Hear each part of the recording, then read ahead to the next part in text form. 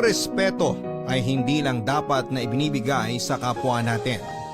Dahil sa lahat ng oras, hindi ito dapat na mawala para sa ating sarili kung gusto nating irespeto rin tayo ng ibang tao.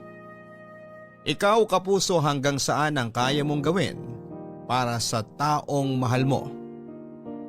Kung hindi natin kayang respetuhin ang ating sarili, mawawalan din ng dahilan ang ibang tao na irespeto tayo. Ang respeto kasi parang pagmamahal na kailanman ay hindi natin dapat na ipinagdadamot sa ating sarili.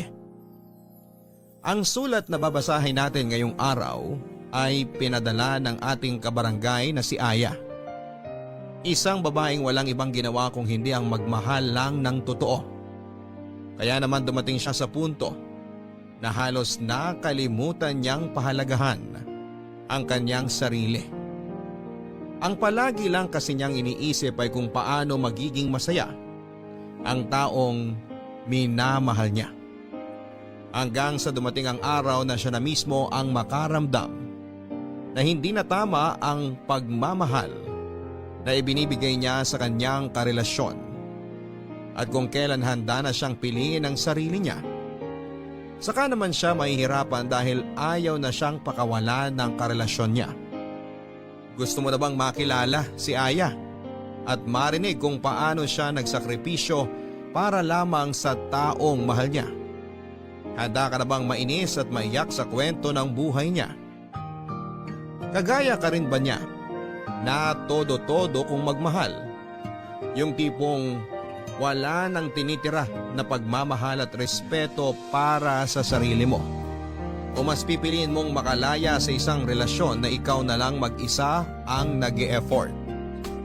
Si Aya kaya, paano niya na-realize na mali na ang paraan niya ng pagmamahal?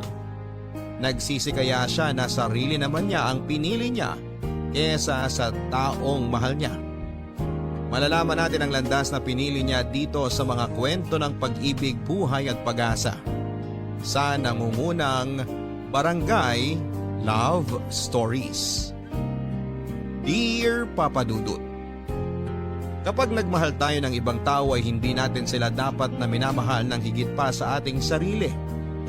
Dahil pwedeng unti-unti nating makalimutan na irespeto ang sarili natin kapag sinimulan na nating paikutin ang ating mundo sa ibang tao. Magandang araw, Papa Dudut, at sa mga kagaya ko na palaging nakikinig sa live stream ng inyong programang Barangay Love Stories. Itago niyo na lamang po ako sa pangalang Aya. 25 years old, taga Negros Occidental at nagnenegosyo ng mga beauty product. Matagal niyo na rin po akong tagapakinig at dahil halos lahat ng kwentong inyong iniere ay talaga namang nakapag-iiwan ng malaking aral sa buhay. At dahil alam ko na may aral din itong kwento ng buhay ko ay naisipan ko na itong ibahagi sa inyo. Nasa first year college ako, Papa Dudut, nang makilala ko si Jed. Magkaiba kami ng kurso pero may ilang subject na magkaklase kami. Madalas siyang tumatabi sa akin kaya naging close din talaga kaming dalawa. Hanggang sa niligawan na niya ako. At sinagot ko rin naman siya bago matapos ang second semester namin sa first year. Siya kasi talaga yung tipo ng lalaki, Papa Dudut, na matangkad, gwapo at active sa mga sport activity. Kaya hindi ko na rin pinatagal noon ang panliligaw niya sa akin. At dahil hindi pa pwede kay mama na mag-boyfriend ako, pinakilala ko lang si Jed noon bilang kaibigan at kaklase ko. Mabait namang boyfriend si Jed, makulit siya at palabiro kaya tumagal din ang halos 2 taon noon ang relasyon namin, Papa Dudut.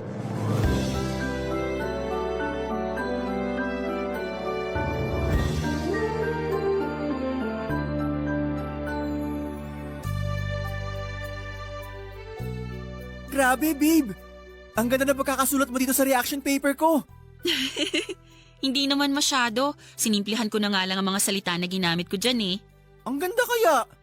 Buti na lang talaga tinulungan mo ko dito.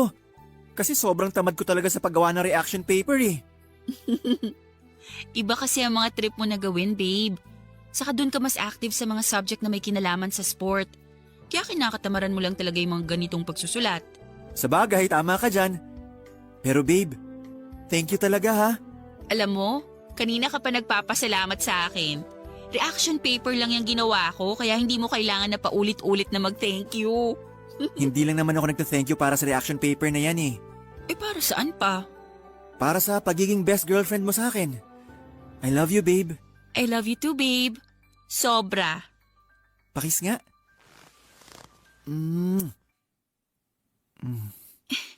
Babe, sandali lang. Bakit? Baka dumating na yung mga kasama mo dito sa boarding house. Mamayang gabi pa sila uuwi. Babe, sandali lang. Itigil mo na muna yung ginagawa mo sa akin. Babe, sabi ng teka lang eh. Ano bang problema mo? Bakit ka sumisigaw dyan? Hindi naman ako sumisigaw. Eh kasi naman, binubuksan mo na tong butones ng blouse ko. Eh ano naman? Boyfriend mo naman ako at girlfriend kita. Magto 2 years na nga tayo tsaka dati na naman natin ginagawa to, babe. Oo nga, pero hanggang bewang lang yung kamay mo dapat. Sinabi ko na yun sa'yo, di ba? Bakit parang gusto mo nang ipasok sa loob ng blouse ko yung kamay mo kanina? Ang arte mo naman, Aya. Akala ko ba mahal mo ko? Mahal kita, Jed. Alam mo naman yun. Kung mahal mo ko, bakit nag-iinerte ka ngayon? Magdadalawang taon na tayo magkarelasyon pero parang wala ka pa rin tiwala sa akin. Babe, alam mo namang hindi totoo yung sinasabi mo. Mula nung unang araw na maging tayo, malaki na ang tiwala ko sa'yo. Babe, huwag ka nang magtampo. Payakap nga ako sa babe ko. Kung mahal mo talaga ako, ibibigay mo ang gusto ko. Aya, matagal naman na tayo magkarelasyon. Baka naman kahit isang beses lang subukan natin gawin to. Normal naman to eh. Di ba nga sabi nila, pinapatibay daw ng sex ang relasyon ng dalawang taong nagmamahalan. Kaya kapag ginawa natin yun, sigurado ako na mas lalong titibay ang relasyon nating dalawa.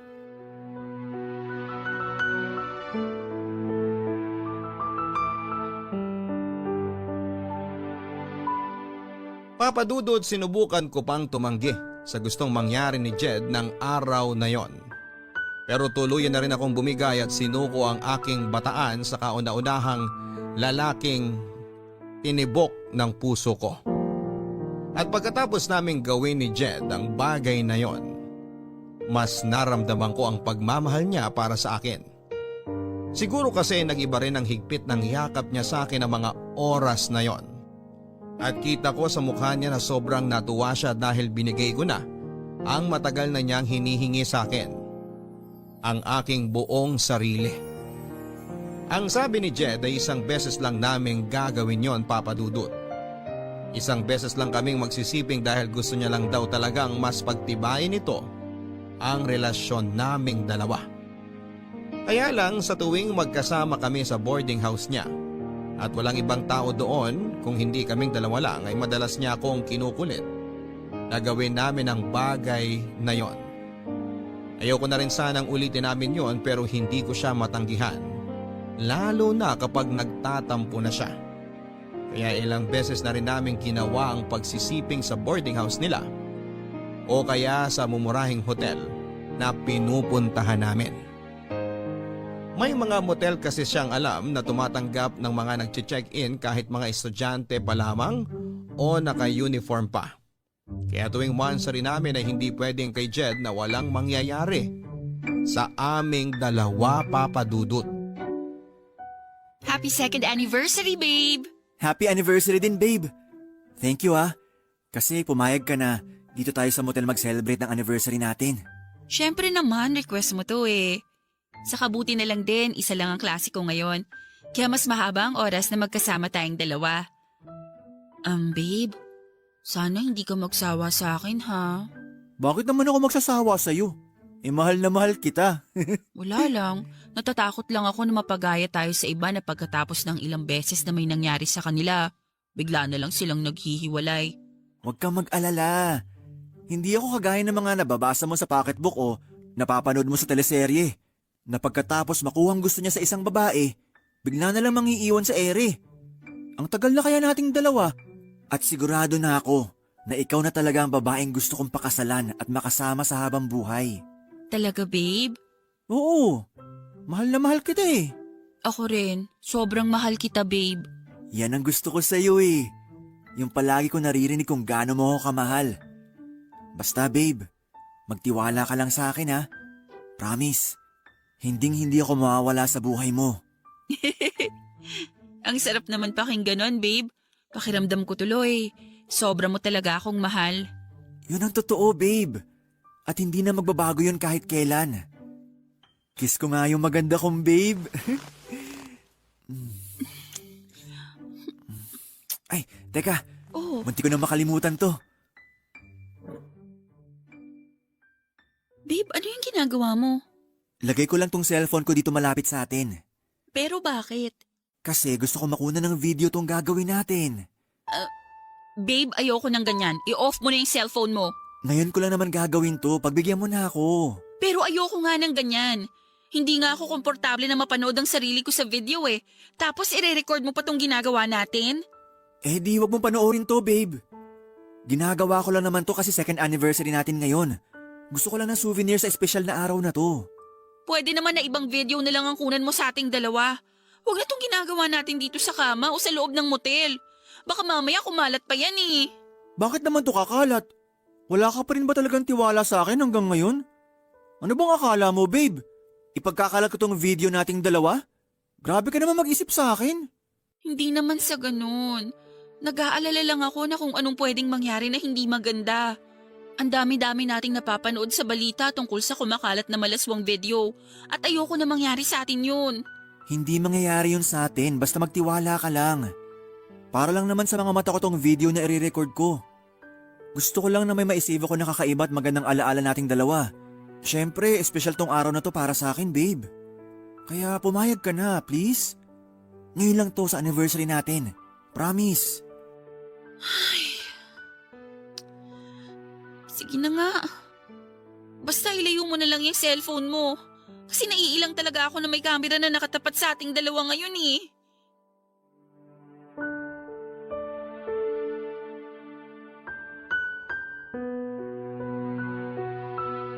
Papadudot, ayoko talagang gawin yon, kaya lang ayoko rin na mag-away pa kami ni Jed sa second anniversary naming dalawa. Kaya naman kahit naiilang talaga ako ay hinayaan ko na lamang na i-record ng cellphone niya na nasa malapit lang sa amin ang ginagawa naming pagsisiping. Kaya lang hindi rin nakontento doon si Jed. Kinuha niya rin ang cellphone na yon at hawak niya yon habang nire-record ng malapitan ang ginagawa naming kalaswaan noon. Sobrang naiilang at nahihirapan akong kumilos noon. Pero dahil gusto ko siyang pagbigyan ay naging sunod-sunuran na lamang ako sa lahat ng gusto niyang mangyari ng araw na yon. Kahit labag pa yon sa kalooban ko. Ang totoo, Papa Dudut, ay lumaki ako sa medyo konserbatibong pamilya. Wala na akong papa at tanging si mama na lamang ang nag-aalaga sa aming 4 na babaeng magkakapatid. Pangalawa ko sa aming 4 at nagtatrabaho na noon sa abroad ang ate ko. Hindi naman naging mahigpit sa pag-aalaga at pagpapalaki sa aming magkakapatid ng mama ko. Pero hindi siya nagkulang sa pagpapaalala sa amin na maging maingat kami sa aming mga sarili. At sana raw ay huwag naming hayaan na makagawa kami ng pwede naming ikapahamak. Alam ko naman na mali talaga na hinayaan ko si Jed na kuhanan ng video ang ginagawa naming kalaswaan. Pero malaki kasi ang tiwala ko sa kanya. Pinanghawakan ko ang pangako niya na hindi niya yon sisirain. Hindi porke madalas nating kasama ang isang tao ang ibig sabihin ay lubusan na natin silang kakilala. Dahil ang ugali ng tao ay parang panahon na anumang oras ay pwedeng bigla na lang magbago. Yun ang sabi nila, Papa Dudut, na napatunayan kong totoo dahil sa biglang pagbabago ng ugali ng boyfriend kong si Jed. Nasa first semester na kami sa 4th year noon nang maging mainit din ang ulo niya. Madalas na malate lang ako ng konti sa date namin ay sinisigawan na kaagad niya ako o nagwo-walk out siya. May mga oras din na nakapagbibitaw siya ng masamang salita sa akin. O kaya minumura niya lang ako bigla kahit pa sa harapan ng maraming tao kapag nababad trip siya. Kahit nga rin sa tawag o text ay palagi ako nakakatanggap ng mura sa kanya.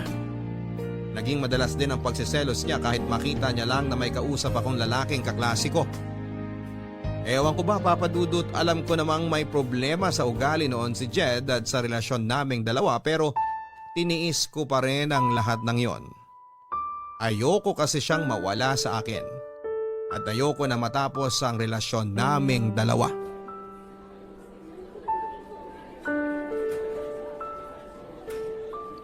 Halika! Halika dito! Aray ko! Aray! Aray ko, babe! Nasasaktan na ako! Masasaktan ka lalo sa akin kapag hindi ka tumigil sa kakasalita mo dyan. Bitiwan mo nga kasi yung braso ko! Hindi naman ako lalayo sa'yo! O ayan, Aray! Hindi mo naman ako kailangang itulak! alam mo ikaw, ang arte-arte mo. Binitawan lang kita tapos sasabihin mo na tinulak na kita. Ano na naman ba kasing problema mo at parang sa akin mo binubunton yung init ng ulo mo? Hindi ko binubunton sa iyo ang init ng ulo ko. Dahil ikaw mismo nagpapakulo ng dugo ko ngayon sa galit.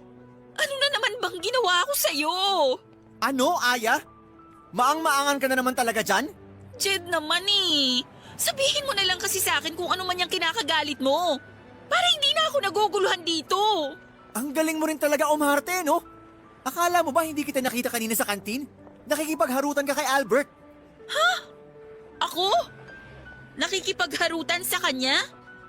Bakit ko naman gagawin yun? Jed, kaya lang naman kami magkasama ni Albert. Kasi kagrupo namin siya ni Tess sa thesis namin. Ayan! Diyan yung nag-uumpisa, di ba? Yung kunwari gagawa kayo ng thesis. Pero ang totoo, naglalandian na kayong dalawa. Saan mo ba napupulot yung mga sinasabi mo na yan? Bakit? Hindi ba totoo? Siyempre hindi. Bakit ko naman gagawin yun? Boyfriend kita. At malaki ang respeto ko sa relasyon nating dalawa. So kapag hindi mo pala ako boyfriend, plano mo talagang landiin yung Albert na yon? Jed naman, ano ba? Saan ba talaga pupunta tong usapan na to? Tapatin mo nga ako, Aya. Type mo si Albert kaya lagi ka nagpapakyut doon, no? Ano na naman ba yung sinasabi mo? Alam mo, hindi na kita maintindihan. Saka yung takbo ng utak mo kasi... Aray ko, Jed! Bakit mo naman ako sinampal? Kasi isang tanong lang ang binigay ko, pero ang dami mo nang sinabi. Aya! Ano ba nangyayari dito? Wala, Tess. May pinag-uusapan lang kami ni Jed. OMG! Bakit dumudugo yan labi mo? Sinakta ka na naman ba ng walang yang to? Pwede ba, Tess? Huwag ka nga makialam sa pag-uusap namin ng girlfriend ko. Hindi ako makikialam kung hindi mo siya sinasaktan. Tess, tama na yan. Hindi naman talaga ako sinaktan ni Jed. Talaga? Hindi? Kahit ang pula ng pisngi mo at may sugat pa yung labi mo? At ikaw naman, Jed, kung gagawin mo lang punching bag tong kaibigan ko, mabuti pa umalis ka na lang dito. Alam mo, Tess, napaka-pakialamera mo talaga.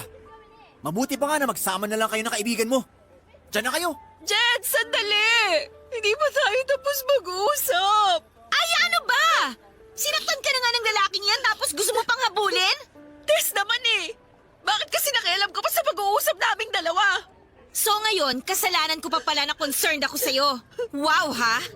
Alam mo, Aya, nakakalimutan mo na yatang tao ka at hindi bagay na tagasalo ng galit, inis o pananakit ng gagong boyfriend mo na yan, ha?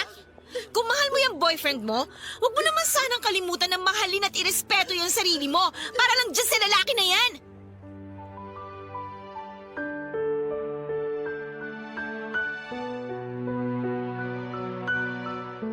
Papadudot, alam ni Tess na hindi yon ang unang pagkakataon na nasaktan ako ng pisikal ni Jed, kaya naman grabe rin talaga ang inis niya sa akin ng araw na yon. Ilang beses na niya kasi akong pinayuhan na hindi na raw healthy ang relasyon namin kaya dapat ay makipaghiwalay na ako dito. Pero ilang buwan ko pang tiniis ang ugali na yun ni Jed. Wala mahal ko talaga siya. At malaking bagay din talaga yung si Jed, ang kauna-unahang lalaking nakasiping ko. Aaminin ko na ang iniisip ko noon kaya ayoko makipaghiwalay sa kanya ay wala ng ibang lalaki ang magkakagusto sa akin kasi nga hindi na ako virgin.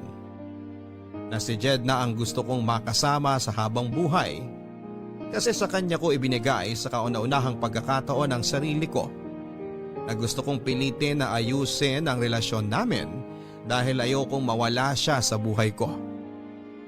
Kaya lang papadudot lahat naman tayo ay marunong mapagod sa pagtitiis hanggang sa makaramdam na lang tayo na gusto na nating sumuko.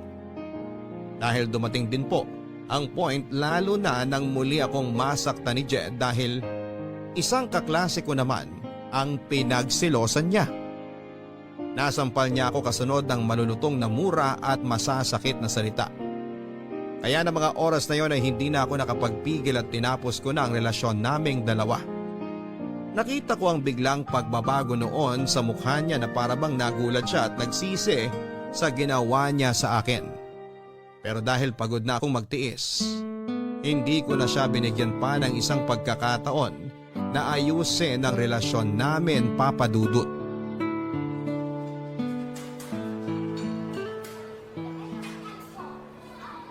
Tess, nasan ka na? Sorry ha, traffic kasi dito sa dinaanan ng jeep na sinasakyan ko pero malapit na ako dyan. Okay, si Albert mukhang malilate din kasi ang sabi niya sa text kanina, hindi raw kaagad siya makakaalis ng bahay nila. Natagalan daw kasi yung ate niya sa pamamalengke kaya hinihintay niya pang makauwi para may makasamang mga pamangkin niya bago siya umalis. Naku, pasensya ka na, ang tagal mo tuloy naghintay sa amin ni Albert. Ayos lang, sisimulan ko na rin munang i-edit yung mga dapat na ayusin para sa thesis natin. Para pagdating nyo, ipapabasa ko na lang sa inyo. Okay, text kita kapag nakababa na ako ng jeep. Sige, ingat ka. Bye! Babe, Anong ginagawa mo dito, Jed? Saka paano mo nalaman kung nasan ako ngayon? Sinusundan mo ba ako? hindi. May pinuntahan lang ako dyan sa malapit tapos nakita kita dito kaya nilapitan kita. Babe, please. Mag-usap naman tayo kahit saglit lang. Wala akong oras sa'yo, Jed. Malapit na ang deadline ng thesis namin kaya kailangan naming asikasuhin to. Saka pwede ba? Break na tayo kaya tigil-tigilan mo na yung pagtawag sa akin ng babe. Okay, fine. Hindi na kita tatawagin, babe. Pero please naman, wag mo na akong i-block sa Facebook o sa ibang social media account mo. Account ko yon kaya gagawin ko ang lahat ng gusto ko. Aya, hindi mo na ba talaga ako kayang bigyan ng chance? Ilang beses na kitang pinagbigyan noon at sinabi ko na kung anong problema sa'yo at sa relasyon nating dalawa. Pero hindi ka pa rin nagbago at lumala pa yung pagiging seloso mo at pananakit mo sa akin. Pero baka naman pwede mo pa ako pagbigyan kahit isang pagkakataon na lang. Hindi yung parang ang bilis mo akong binitawan kagaya nito. Ilang chance pa ba ang gusto mo, Jed? Hinayaan ko ng ilang beses mo kung saktan noon kasi inakala ko na pwede pa nating maayos ang lahat. Pero nakakapagod ka ng pagbigyan. Kaya sorry kung hindi ko na talaga kayang ibigay ang hinihingi mong pagkakataon para ayusin ang relasyon natin. Hindi. Hindi ako papayag na mawala ka sa akin. Jed naman, huwag mo nang pahirapan ang sarili natin. Mag-move on na lang tayo pareho. Pero hindi ko nga kayang gawin yung sinasabi mo. O sige. Ayaw mo makipagbalikan sa akin? Okay, fine. Pero wag mo akong sisisihin ha. Kapag nakita mo ang sarili mo sa kumakalat na malaswang video. Ha? Anong ibig mong sabihin? Alam mo kung anong tinutukoy ko, Aya. Kaya pag-isipan mo tong mabuti. Makikipagbalikan ka sa akin? O may malaswang skandal mo nakakalat sa school natin?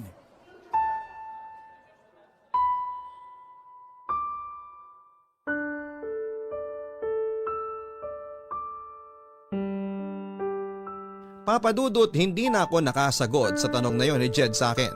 Bigla na kasi akong kinabahan. Kaya wala na rin akong makapa na salita noon. Hanggang sa dumating na si Tess na dahilan para bigla nang umalis si Jed sa harapan ko. Gusto pa sana siyang habulin at awayin ni Tess pero sinabi ko sa kanya na hayaan na lang na umalis si Jed. Dahil wala naman siyang ginawang masama sa akin. Hindi ko sinabi kay Tess ang pagbabantang ginawa ni Jed, Papa Dudut, dahil nahihiya ako na malaman niya na pumayag ako sa pagbivideo na gusto ni Jed noon. Pero napansin niya na may gumugulo sa isipan ko ng mga oras na yon. Nang tanungin niya ako tungkol doon ay sinabi ko na wala lang yon, kaya huwag na akong alalahanin pa. At nang dumating ang isa pa naming kagrupo sa thesis na si Albert ay pinilit ko ang sarili ko na mag-focus sa dapat naming gawin at pag-usapan na tatlo. Sobrang hirap, Papa Dudut, dahil sobrang nag-aalala ako na baka totohanin ni Jed ang pagbabanta na ginawa niya sa akin ng araw na yon. Nang makauwi ako ng bahay, Papa Dudut, ay hindi pa rin maalis sa isipan ko ang pagbabanta ni Jed. tungkol sa video na ginawa naming dalawa. Pero pilit kong kinumbinsi ang sarili ko na hindi naman siguro gagawin ni Jed na ikalat ang video na yon dahil naniniwala ako na kahit papaano ay may respeto at pagmamahal pa rin siyang natitira para sa akin. Kaya lang papadudot hindi pa rin siya huminto sa panggugulo sa akin. Kapag nakikita niya akong walang kasama sa school, ay nilalapitan niya ako at pilit na kinakausap. Gumagamit din siya ng mga dami accounts sa Facebook para ma-message niya ako at sinasabi niya na balikan ko na siya. Sinubukan ko na pakiramdaman noon ang sarili ko papadudot kung may pagmamahal pa ba akong nararamdaman kay Jed na pwede kong gawing dahilan para balikan siya. Kaya lang, wala na talaga. Sadyang napagod na ang puso ko noon na mahalin siya kaya nagmatigas ako sa desisyon ko na hindi muli pang makipagbalikan pa sa kanya.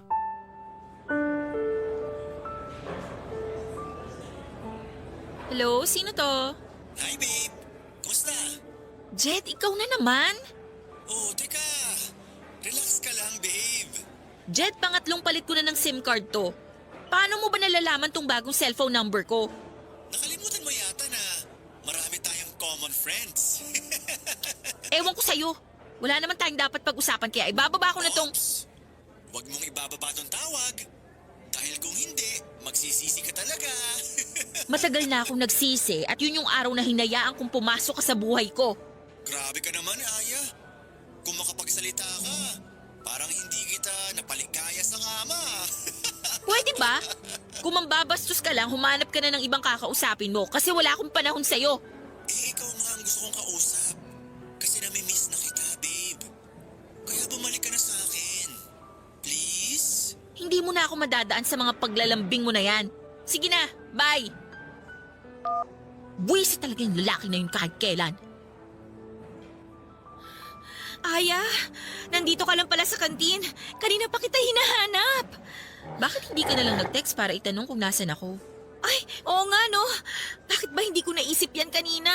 Sorry ha, sobrang natataranta kasi ako sa paghahanap ko sa'yo eh. Okay lang, Tess. Pero bakit ganyan ang mukha mo? Para kang nag-aalala na hindi ko maintindihan.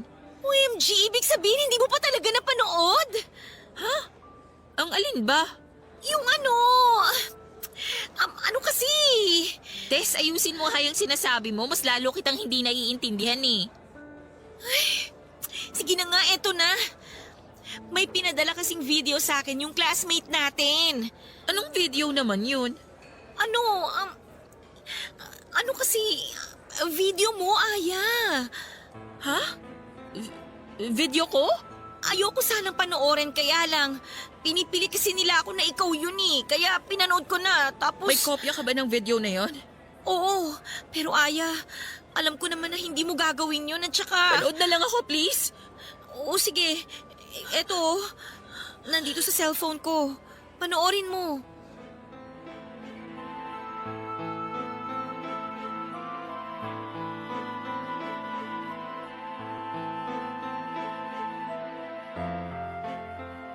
Halos maiyak ako nang makita ko ang sarili ko sa video na pinapanood sa akin ni Tess Papadudut.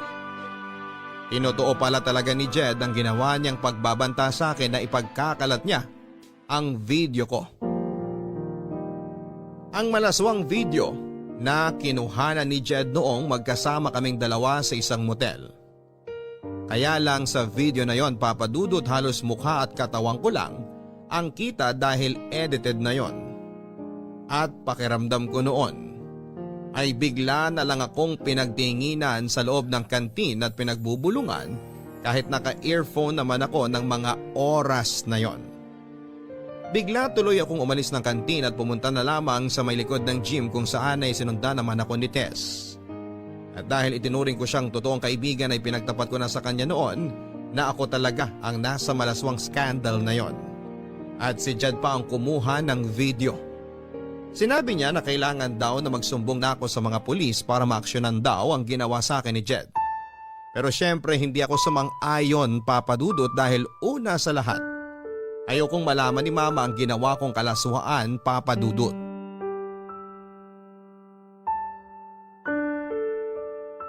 Girl, hindi ka na naman pumasok sa klase natin kanina. Masama kasi yung pakiramdam ko pero medyo okay naman na ako ngayon. Sigurado ka ba na ayos ka lang? Oo, wag ka mag-alala sa akin kasi nandito lang din naman ako sa bahay. Paano naman ako hindi mag-aalala sa'yo? 2 araw ka nang hindi pumapasok sa mga klase natin. Oo nga pala, Aya. Sinabi sa akin ng advisor natin na gusto ka raw niya makausap tungkol dun sa kumakalat na video mo. Mukhang hindi na rin talaga ako makakabalik pa sa school. Alam naman kasi natin na hindi nila tinotolerate yung ganitong issue sa isang estudyante. Expulsion din ang diretso ko dahil sa ginawa ni Jen sa akin. Baka naman may iba lang siyang gustong sabihin sa'yo. O kaya, kailangan lang niya ng paliwanag mo tungkol dun sa video. Sabi ko naman sa'yo isumbong mo na siya sa advisor natin o kaya sa mama mo para maturuan ng leksyon yung Jed na yan. Alam mo naman na hindi ko kayang gawin yan. Kasi ayoko malaman ni na mama ang nangyari sa akin o yung tungkol sa kumakalat ko na video. Nakakainis lang kasi ang kakapalan ng mukha ng ex-boyfriend mo. Dapat siyang ma-expel dito sa school natin. Ay, pero Aya, ito payo ko lang naman sa'yo ha. Siguro sabihin mo na sa mama mo kaysa naman sa iba pa niya malaman yung nangyayari sa'yo ngayon. Ewan ko, Tess. Bahala na. Sige na, ibababa ko na tong tawag kasi kailangan ko na rin magluto para sa hapunan namin. Okay, sige. Basta tawagan mo ako kapag kailangan mo ng kausap ha. Oo, salamat. Bye.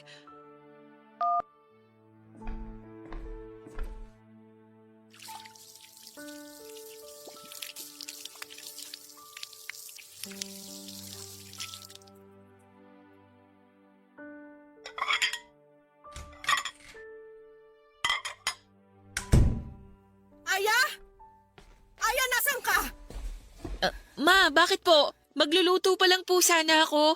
Magtapat ka nga sa akin. Ikaw ba to? Oh, Ma, sino pong nag-send ng video na yan sa cellphone niyo? sabihin mo sa akin. Hindi naman ikaw to, di ba? Kamukha mo lang tong babaeng nasa malaswang video na to. Alam ko na hindi ikaw to kasi hindi mo magagawa ang bagay na to. Aya, sumagot ka! Sabihin mo sa akin na hindi ikaw to. Nakahawig mo lang tong babae kasi sigurado ako na hindi mo naman kayang gawin to, hindi ba? Hindi ba tama ako? Tama ako na mali ang mga kapitbahay natin sa chinichismis nila tungkol sa'yo? Sabihin mo sa akin na hindi sila nagsasabi na... I'm sorry. Sorry po. Sorry po, Mama.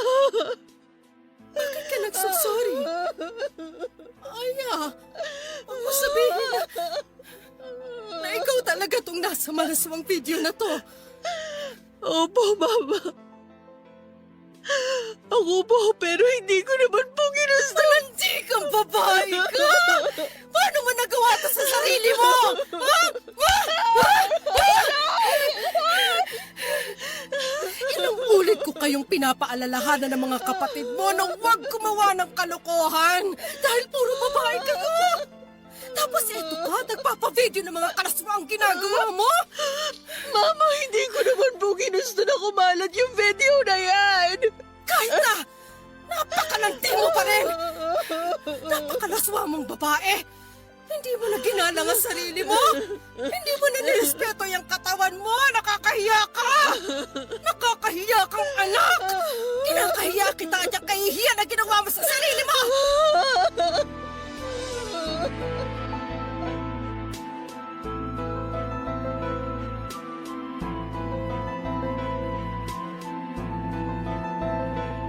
Papadudot yon ang kauna-unahang pagkakataon na nasaktan ako ni Mama ng pisikal at mapagsabihan ng masasakit na salita. Hindi ko naman siya masisisi dahil sobra kong sinira ang tiwala niya. Sinubukan ko siyang yakapin habang paulit-ulit akong humihingi ng tawad sa kanya. Pero pilit niya lang akong tinutulak hanggang sasabihin niya na huwag na raw akong lalabas ng bahay dahil kinakahiya niya raw na may anak siyang malaswa ang pag-uugali. Doon ko nalaman, Papadudot, na hindi lang pala sa mga kaklase ko si Nen ni Jed ang skandal ko, kung hindi pati na rin sa mga pinsang ko na nakilala niya noon. Kaya kumalat na rin yon pati na sa iba pa naming kamag-anak at pati na rin sa mga kapitbahay namin. Pinagkalat niya ang video ko gamit ang kanyang dummy account sa Facebook. Sinubukan kong tawagan si Jed pero hindi na niya sinasagot ang tawag ko. Gusto ko kasing makiusap sa kanya na hinto na niya ang ginagawa niyang pagpapakalat ng video. Gulong-gulo talaga ang isipan ko kung ano ang dapat kong gawin noon pero dahil alam ko na masyado nang mabilis ang pagkakalat ng balita, alam ko rin na hindi ko na mapipigilan pa ang pagkalat ng skandal ko sa social media at iba't ibang panig ng mundo, Papa Dudut. Mula nang malaman ni Mama ang tungkol sa kumalat na skandal ay hindi na ako halos nakalabas ng bahay, Papa Dudut. Hindi dahil sa ayaw ni Mama na lumabas ako kung hindi dahil ako mismo ang nahihiya sa nangyari. Pakiramdam ko kasi lahat ng taong nakakakilala sa akin ay alam na ang tungkol sa skandal ko. Hindi na rin talaga ako pumasok sa school noon dahil alam ko na lahat ng estudyante doon ay napanood na ang malaswang video ko at pwede rin na ma-expel ako dahil sa issue na yon. At nag-deactivate na rin ako ng social media account ko dahil napuno na ng mga message na tungkol sa skandal ang inbox ko. Nang makausap ko naman ang ate ko na nasa abroad ay halos maiyak din siya sa galit habang pinagsasabihan ako, Papa Dudut. Wala naman akong ibang nagawa noon kung hindi ang paulit-ulit na mag-sorry sa kanya. Si Mama naman ay hindi na rin ako masyadong kinikibo sa bahay. At hindi ko rin masyadong kinakausap noon ang dalawa kong kapatid. Pareho silang nasa high school noon kaya alam ko na aware na rin sila tungkol sa video ko. Papa Dudut, gusto ko na rin talagang maglayas noon pero wala naman akong alam na ibang pwedeng puntahan. Kaya naman kinulong ko na lamang ang sarili ko sa lungkot at pagsisisi sa loob ng kwarto.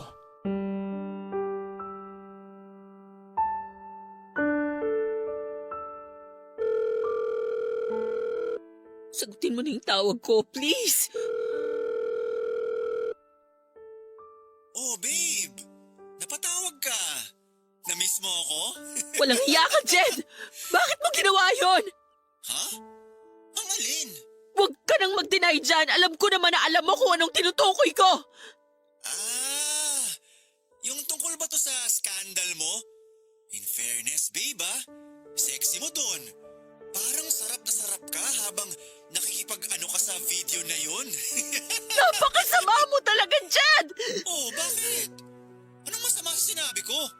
Totoo naman, di ba? Ang lakas kaya ng ungol mo dun sa video. Ikaw naman kasi, babe. Bakit ka naman kasi pumayag na magpakuha ng video?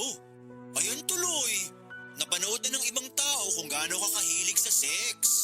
Tigilan mo na nga yung pagtawag sa akin ng babe! Ang kapal din naman talaga ng mukha mo na sabihin sa akin yan! Alam ko naman na ikaw ang nagpakalat ng video ko na yon! Oh, teka lang. Hinay-hinay ka sa pagbibintang mo. Kasi wala ka namang katibayan dyan. Ang kapal talaga ng mukha mo na magbaang-maanga pa dyan! Bakit? Totoo naman hindi ko nga alam kung ako ba talaga kasama mo dun sa video eh. Jed, pwede ba? Ikaw lang naman ang lalaki na kagalaw sa akin at alam mo yon! Kaya huwag kang mag-imbento ng kwento dyan! Aya, paano ko naman masisiguro na ako talagang kasama mo sa video na yun? Mukha mo at katawan mo lang naman na nakikita dun. Kitang-kita dun na enjoy ka habang kinukunan ka ng video. Pinilit mo lang ako na pumayag, kaya pwede ba? Tigilan mo na yung pag-iimbento mo ng kwento! Kung napilitan ka lang talaga, bakit ang lakas ng ungol mo dun sa video? Hindi ba dapat nagpupumiglas ka? Sumisigaw ka ng, tama na po, huwag na po akong kunan ng video. Pero hindi yun ang sinasabi mo sa video, Aya. Sarap na sarap ka habang nakatutok sa iyo ang camera ng mga oras na yun. Ano ba talaga gusto mo, Jed? Bakit mo ginagawa mo to sa akin? Alam mo naman ang gusto ko, Aya. Ang bumalik ka sa akin. Pero ang arte mo lang masyado eh. Kaya pinaparusahan kita. Wala naman akong kasalanan sa'yo. Tinapos ko naman ng maayos ang relasyon nating dalawa at sinabi ko sa iyong dahilan kung bakit ayoko na. Ayaw mo na talaga? Ganun na lang talaga yon? Oo nga pala, may naalala ako. Ikaw, naaalala mo pa ba? Yung nakaluhod ka, habang nakatutok yung cellphone ko sa'yo, hindi ko pa pala yun nasisend sa mga kaibigan natin o kamag-anak mo. Dahil gusto ko pagsawaan mo ng panoorin yun bago ko ipasa sa kanila. Jeff, please! Itigil mo na to! Maawa ka naman sa akin! Halos itakwil na ako ni Mama nang dahil sa video na pinakalat mo! Hala, talaga? Sorry hindi ko alam eh. Pero sige, hindi ko na ikakalat yung video na nakaluhod ka. Sa isang kondisyon, pumunta ka sa lugar na i-text ko sa'yo.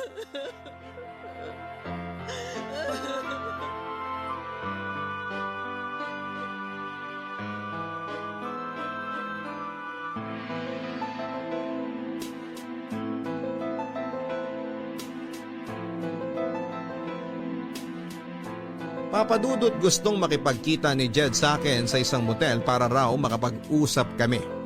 Pero hindi ako pumayag dahil alam ko naman ang gusto niya talagang mangyari noon.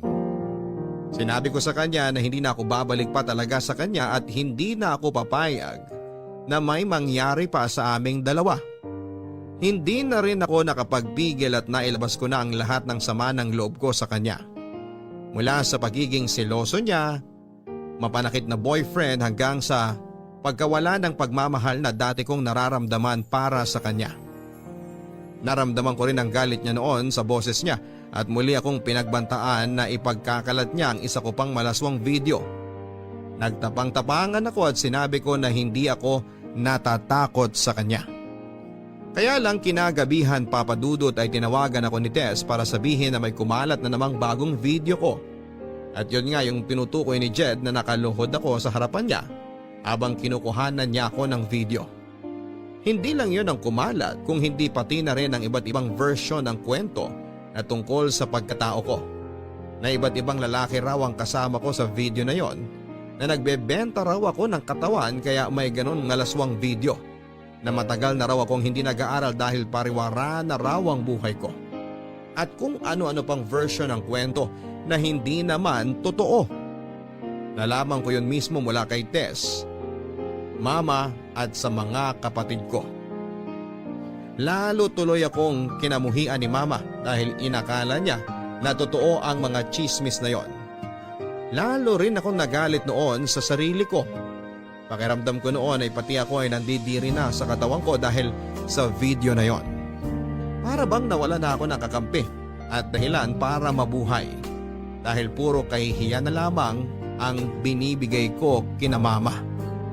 Papadudot, alam kong mali pero dahil sa sobrang na-stress at na-depress na ako sa nangyayari sa buhay ko ng mga oras na yon, ay hindi ko na napigilan ang sarili ko na subukang tapusin ang buhay ko.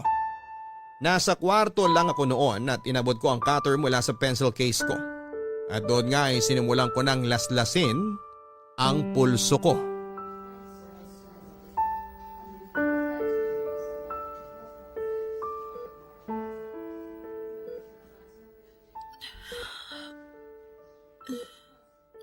Tess? OMG, Aya! Sa wakas, gising ka na. Nasaan ako? Ano ka ba, girl? Hindi mo ba natatandaan kung ano nangyari sa'yo at anong ginawa mo sa sarili mo? Malabo yung naaalala ko. Basta sobrang sakit ng ulo ko at braso ko ngayon. Ay nako, pinagtangkaan mo lang naman na masama ang sarili mo. Mabuti na lang at naisipan kong dumalaw sa inyo kagabi kasi kung hindi, baka hindi ka katukin ng mama mo sa kwarto mo. At doon nga, nakita ka namin na wala ng malit, duguan yung mga kamay mo. Akala ko, panaginip lang ang lahat. Totoo pa rin pala. Totoong pinakalat palalo ni Jed ang skandal ko. Pero Aya, hindi mo pa rin dapat ginawa yun. Alam mo naman na malaking kasalanan sa Diyos ang pagtangkaan ng masama ang mga sarili natin, di ba? Hindi mo kasi ako naiintindihan. Dahil wala ka sa kinatatayuan ko. At hindi ikaw yung may malaswang video na kumakalat ngayon. Kahit Kahit na. Kasalanan pa rin sa Diyos yung ginawa mo. At isa pa, hindi naman matutuldo ka ng problema mo kapag ginawa mo ulit yan. Hindi ka magiging totoong payapa. Kahit kailan hindi naging sagot sa mga problema natin ang pagtangkaan ng masama ang sarili natin. Marami tayong pwedeng gawin para lang maging totoong maayos ang buhay natin. At ang kauna-unahang dapat nating gawin ay ang magpakatatag sa lahat ng pagsubok kagaya ng dumating sa'yo. Alam ko naman yun. At nagsisisi naman talaga ako sa ginawa ko sa sarili ko. Tama si Mama na dapat binigyan ko ng respeto ang sarili ko at katawan ko. Dapat hindi ako pumayag sa lahat ng mga gustong mangyari noon ni Jed. At naiinis lang ako kasi ang tanga-tanga ko. Kasi naging sobrang mahina ako. Yes? Sorry kung natagalan ako sa... Aya? Ay, salamat sa Diyos. Sa wakas nagising ka na. Lalabas po muna ako para magkape, tita. Sige, Iha. Salamat ulit sa pagbabantay sa anak ko, ha? Wala pong anuman, tita. Aya, balik na lang ako mamaya, ah.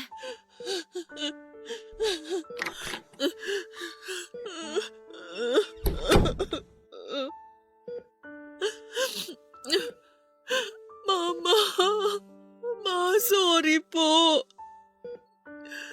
Sorry po kasi binigyan ko na naman po kayo ng problema. Sorry po kasi nagiging pabigat na po ako sa inyo. Sorry po sa ginawa ko. Sorry po talaga. Shh! Tama na. Huwag ka nang umiyak.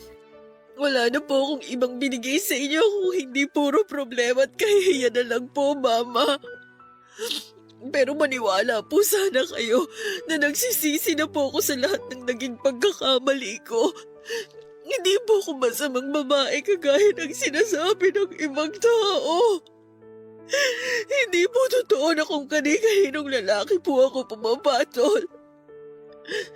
Si Jed lang po ang naging boyfriend ko. Mama, siya lang po ang lalaking kasama ko sa lahat ng kumalat ng malaswang video ko. Maniwala po sana kayo sa akin. Hindi mo ako nagsisinungaling. Hindi mo ako masamang babae, Mama. Naniniwala naman talaga ako sa'yo. Nadala lang talaga ako ng galit ko kaya nakapagbitaw ako ng masasakit na salita. Sorry rin, anak, kung hindi kita masyadong inintindi at mas pinakinggan ko pang masasamang naririnig ko mula sa ibang tao. Pero sinabi na sa akin ni Tess ang lahat na nangyari sa'yo. Kaya alam ko na nagkamali ako ng mga taong pinakinggan at pinaniwalaan. Kasalanan ko rin naman po kasi masyado kong binigay ang lahat kay Jed. Kasalanan ko kasi nagtiwala ako sa kanya. At alam ko rin po na malaking kasalanan ang ginawa kong pagtatangka ng masama sa sarili ko. Kaya sana, huwag mo nang uulitin ang lahat ng yon, Aya. Lalo na ang pananakit mo sa sarili mo. Ayoko mawala ka sa akin. Hindi ko kakayanin kapag nawalan ako ng anak. Basta ito ang pangako ko sa'yo, Aya. Gagawin natin ang lahat para papanagutin ng Jed na yon sa mga kasalanan niya sa'yo. At tutulungan ka namin ng mga kapatid mo na maibalik sa normal ang buhay mo.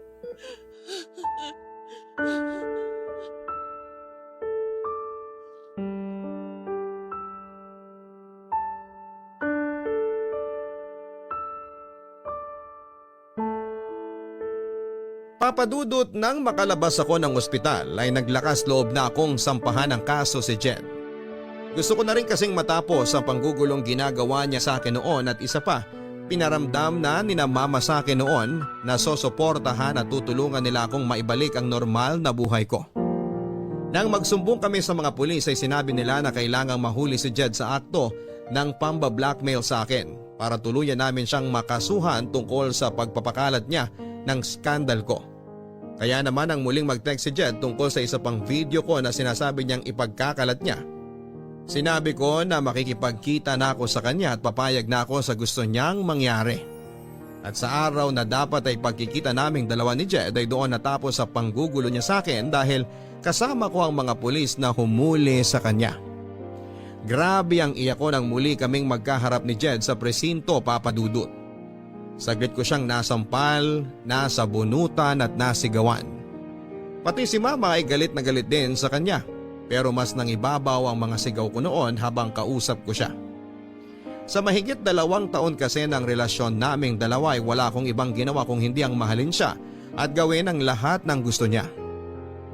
Pero ang pagsira pa pala sa buhay ko, ang isusukli niya sa lahat ng pagmamahal na pinaramdam ko sa kanya. Hindi ko rin alam, Papa Dudut, kung tinulungan ba ako ng tadhana na mapabilis ang pagpaparusa kay Jed dahil 2 buwan pa lamang siyang nakukulong noon nang mabalitaan ko na nagkaroon ng malaking sunog sa lugar nila at natupok ng apoy ang bahay nila kasama ng kanyang buong pamilya. Ayoko mang matuwa dahil sa nangyaring yon sa pamilya niya pero hindi ko maiwasan dahil parang karma na yon kay Jed para sa ginawa niyang pagsira sa buhay ko. Papa Dudut, dahil po sa dami ng problema ang kinasangkutan ko noon ay hindi na ako nakabalik pa sa pag-aaral. Nalaman na rin kasi ng advisor namin at iba pang may mga mataas na katungkulan sa university ang nangyaring gulo sa buhay ko. At balak na rin nila akong expel kaya ako na lang ang nag-drop out mula sa pag-aaral. Nagawa namang maipasa ni na Tess ng thesis nila kahit na wala ako sa grupo. Nasa bahay na lamang ako pero palagi naman akong kinakausap ni na Mama at ng mga kapatid ko. Palagi nilang pinaparamdam sa akin na sa kabila ng mga nangyari, nasa tabi ko lang daw sila at hindi nila ako iiwanan. At doon ko nga na-realize na mali talaga ang ginawa kong pagtatangka ng masama sa buhay ko. Dahil palagi naman akong may pamilya na pwedeng hugutan ng lakas ng loob para maging matatag. Kaya naman muli ako nagkaroon ng lakas ng loob na subukang ibalik ang normal kong buhay. Pero hindi na ako nag-aral pa, Papa Dudut. Inayos ko ang sarili ko at nagpatuloy ako sa buhay ko at nagsimula na lang ng isang negosyo.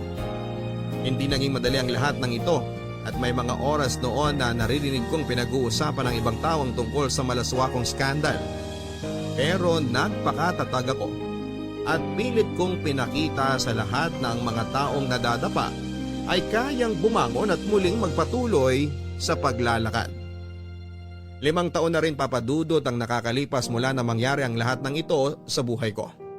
Alam ko na nasa internet pa rin ang ibang kopya ng malalaswakong video pero wala na akong pakialam pa. Kasi hanggang ngayon ay pinagdudusahan pa rin ni Jed sa loob ng bilangguan ng ginawa niyang pagsira sa buhay ko. Hindi ko na mabubura pa ang nagawa kong pagkakamali pero ang mahalaga, hindi ko na yon uulitin pa. Maraming salamat po sa pagbabasa ng sulat ko, Papa Dudut, at sana'y makapag-iwan ng aral sa mga kapuso natin na nakinig sa aking kwento, ang storya ko. Na anumang oras lahat tayo ay pwedeng madapa at magkamali. Pero palaging may pagkakataon na muling bumangon para lumaban sa hamon ng buhay. Ang inyong forever kapuso at kabarangay, Aya. Kapag nagmahal tayo ng ibang tao ay palagi tayong magtitira ng kalahating porsyento o higit pa na pagmamahal para sa ating mga sarili para hindi mawala ng dahilan ng ibang tao na irespeto tayo. Maraming salamat, Aya, sa pagbabahagi mo ng sulat mo dito sa aming programa. Hindi talaga biro ang pinagdaanan mo sa ginawa sa iyo ng dati mong karelasyon. Yung binigay mo sa kanyang lahat ng tiwala at pagmamahal mo pero ipapahama ka lang pala niya sa huli. Mabuti na lang at may mga tunay kang kaibigan at mga pamilya na hindi ka iniwang nag-iisa. Tama ka sa mga sinabi mo na sila ang dapat mong kinukuhanan ng lakas ng loob sa tuwing pakiramdam mo ay nangihina ka na. Pero sa susunod na maramdaman mo na para bang wala kang kakampi sa mundong ito ay magdasal ka lamang, Aya, no? Magdasal ka at ipararamdam sa iyo ng buong may kapal. At kailanman ay hindi ka nag-iisa dahil kasama mo siya at ang paggabay niya. Mga kapuso, alam naman natin kung ano ang tama sa mali kaya kahit gaano pa natin kamahal ang isang tao, kung sadyang mali ang ginagawa o pinapagawa niya sa atin, matuto tayong manindigan sa tama at sa sarili nating desisyon. Para sa bandang huli ay hindi tayo mapahamak at wala tayong dapat na pagsisihan. Hanggang sa muli, ako po si Papa Dudut sa mga kwento ng pag-ibig, buhay at pag-asa dito sa Barangay Love Stories number 1. Mga kwento ng pag-ibig, kwento ng pag-asa at mga kwento ng buhay dito sa Barangay Love Stories.